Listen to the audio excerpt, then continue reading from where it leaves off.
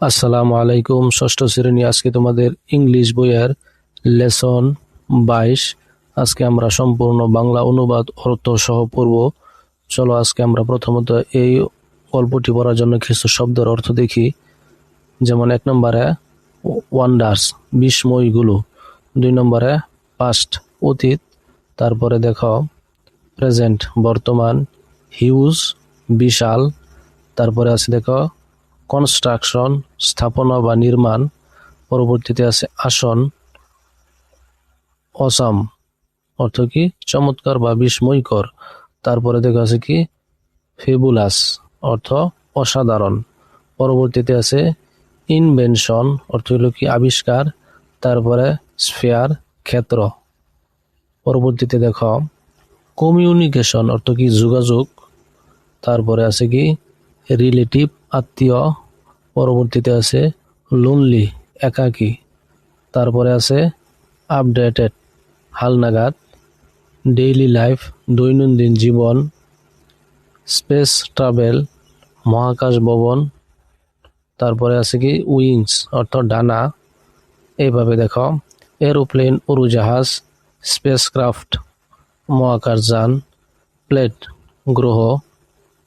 Planet, গ্রহ। তারপরে আছে কি যে এক্সপায়ার, অনুসরণ করা। এইভাবে শব্দের অর্থগুলি যদি আমরা আগে পড়তে পারি তাহলে গল্পটি পড়তে সহজ হবে। এবার চলো আমরা এই গল্পের প্রথমে যে এই নাম্বার অংশটুকু আছে, আমরা এই মোটা অক্ষরের নাম্বারটুকু দেখি এখানে বাংলায় কি বলতেছে। দেখো এটার উচ্চারণটি হলো, এই দেখো এই যে Naira and Mong group are excited, they are waiting eagerly for their teacher to come and start the lesson. তারপরে বলতেছে they are going to read about the wonders of the modern world. Nira ও মংগ্রো খুবই উত্তেজিত। তারা তাদের শিক্ষকের আশা এবং পাঠ শুরু করার জন্য অধীর আগ্রহে অপেক্ষা করছে। তারা আধুনিক বিশ্বের বিস্ময় সম্পর্কে পড়তে যাচ্ছে। তারপরে দেখো এবার আমরা গল্পটা এখান থেকে শুরু করি। পিপল অফেন স্পিক, এখানে দেখি আমরা সুন্দর করে দেখো উচ্চারণ সহ দেওয়া আছে। People often speak about the wonders of the past. মানুষ প্রায় অতীতের বিস্ময়গুলো সম্পর্কে কথা বলে। তারপরে দেখো বলতেছে mostly they were huge buildings and construction. এগুলোর অধিকাংশই ছিল বিশাল ভবন ও স্থাপনা। তারপরে দেখো they are awesome and fabulous, no down.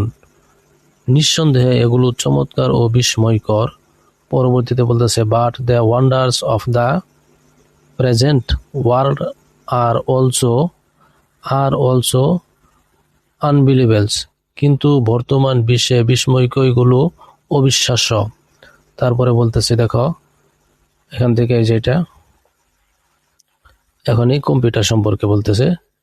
Read the about following recent invitation. এই যে কম্পিউটারের এই গল্পটা আমরা এখান থেকে পড়ি। দেখো the invitation of the computer is very important in human life. কম্পিউটারের আবিষ্কার মানব জীবনে অত্যন্ত গুরুত্বপূর্ণ। It has change the life style of people in the world. এটি বিশ্বের মানুষের জীবনযাত্রার ধরন পরিবর্তন করেছে। We use it in very sphere of our life.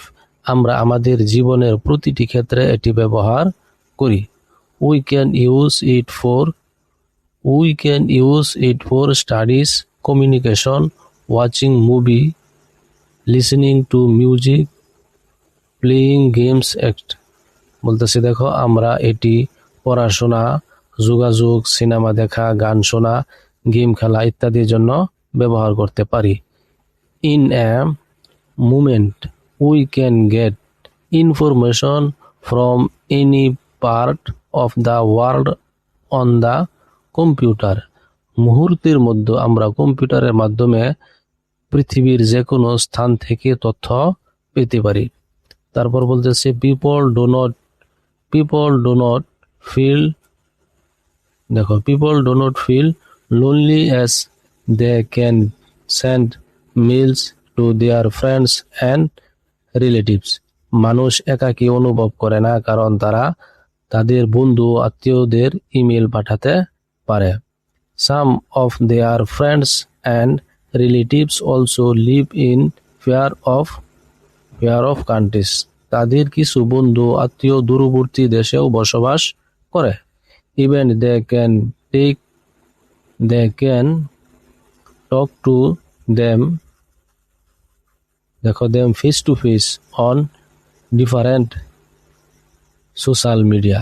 এমনকি তারা বিভিন্ন সামাজিক যোগাযোগ মাধ্যমে তাদের সঙ্গে সামনাসামনি কথা বলতে পারে।